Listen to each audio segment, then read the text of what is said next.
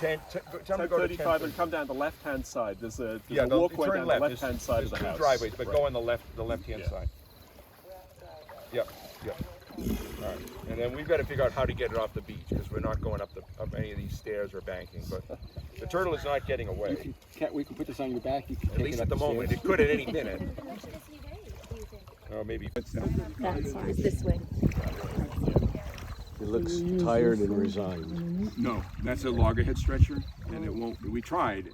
I just wanted to use it to steer it because at first it was really determined to go that way. Yeah. Now at least we have it on a beach, and we just want to keep it on this beach We're just renting it for, until the stretcher gets here, and then we might let it go back in the water, quite a few times, and then get the stretcher under it, and then we'll all lift, and then Yeah, we can get it up here somewhere, and then we're gonna have to scout a location to get it up off.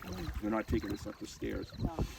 Collected some blood work. We've assessed his heart rate, rest rate, physical exam. We've given him some identifying tags so that into the future, if he's on a beach somewhere someday, he's got a microchip now that can be determined that he was here at one point. And our tagging biologist, Cara Dodge, is going to work with us to put on what's called a survival pop-up tag. So this tag is going to go through a piercing that we make in his shell. So it's not going to look wonderful. You're going to think we're doing bad things, but we're making a piercing. Before we do that, we spray his shell with an anesthetic spray that's cold and it freezes that area to numb it. And as soon as we're done with the piercing, we infuse it with a local anesthetic that makes it numb. And I've already given him an anti-inflammatory pain reliever. So we're trying to cover all our bases and making sure he's not feeling pain from what we're doing here.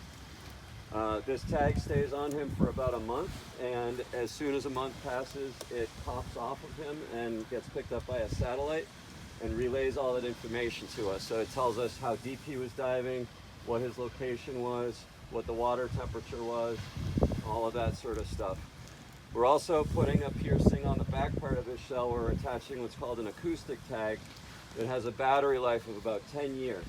And there are receivers all up and down the Atlantic coast underwater for shark research and other fish species. It's like a fast pass. So as he swims by these areas for the next 10 years, it's going to detect his presence. And that way it helps us to understand their biology, and it helps us to know if he survived in the long run too. We don't usually name them. Sometimes we come up with a name. He's going to have a number, which is usually the more sort of hands-off medical approach that we take is to have a number. But we may name him at some point. We'll see. So we're going to go for it. You're going to see it, and don't worry. We all want him to survive, and we're taking good care of him. Okay? How old do you think he is?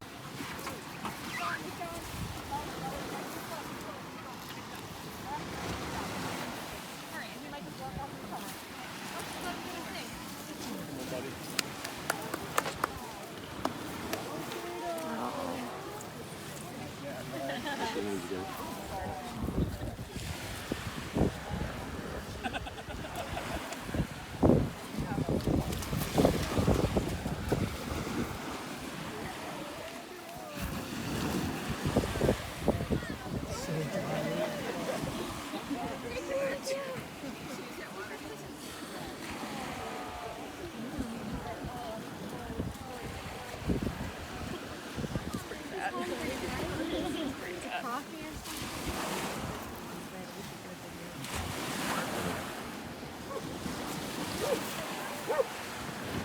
Woo!